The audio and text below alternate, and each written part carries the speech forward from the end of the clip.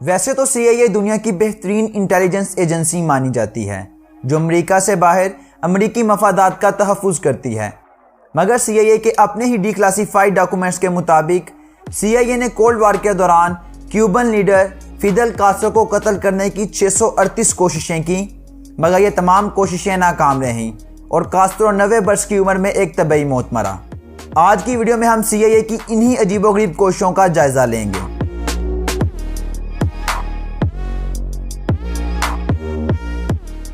ये cold war का ज़माना था।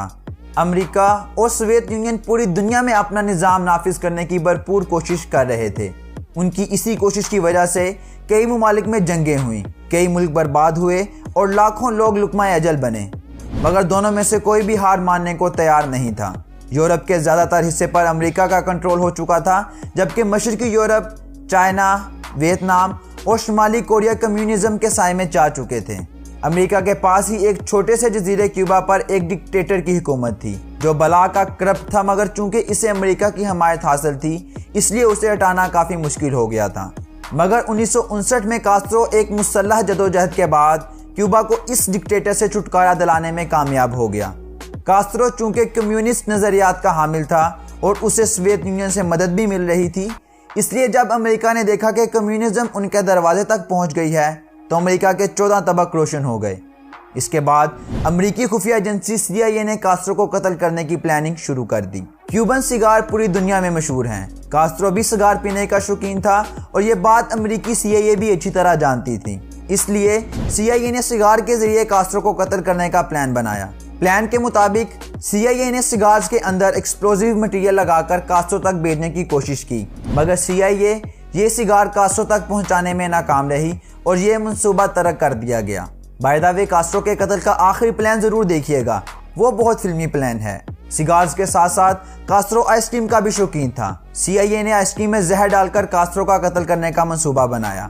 इस प्लान को एग्जीक्यूट करने के लिए कैसीनो माफिया को भी हायर किया गया। उन्होंने आइसक्रीम में पिल्स डालकर फ्रीजर में रख दिए, मगर जब कास्ट्रो आइसक्रीम खाने आया तो वो पिल्स आइसक्रीम में मिक्स होने की बजाय फ्रीजर की ठंडक से जम चुके थे, जिसकी वजह से ये प्लान भी नाकाम हो गया। कास्ट्रो अक्सर समंदर में डाइविंग करने जाता था। CIA ने इस दफ़ा प्लान बनाया कि कास्ट्रो के डाइविंग सूट के सिलेंडर में ऐसे केमिकल मिला दिए जाएं जिससे सांस लेने के बाद कास्ट्रो के फेफड़े खराब हो जाएंगे और कास्ट्रो आखिरकार मर जाएगा। इस काम के लिए एक ऐसे अमेरिकी वकील को हायर किया गया जो उस वक्त कास्ट्रो से मुज़ाकरात कर रहा था।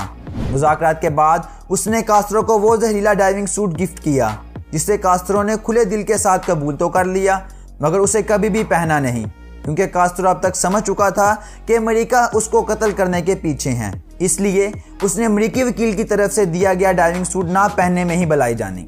जब CIA की कास्ट्रो को फिजिकली कत्ल करने की तमाम कोशिशें नाकाम हुई तो CIA ने कास्ट्रो की पब्लिक इमेज खराब करने का प्लान बनाया। CIA ने प्लान बनाया कि जब कास्ट्रो एक बड़े मजमे में तकरीर करने आएगा तो उसके ब्रॉडकास्टिंग रेडियो में ऐसे केमिकल्स छोड़े जाएंगे जिससे वो हवास बाख्ता हो जाएगा और अवाम के सामने उल्टी सीधी बातें शुरू कर देगा, जिससे अवाम में उसकी मकबूलियत कम हो जाएगी। CIA के डिक्लासिफाइड डॉक्यूमेंट्स के मुताबिक CIA का ये प्लान भी नाकाम रहा, मगर उसमें यह नहीं बताया गया कि यह प्लान कैसे नाकाम हुआ।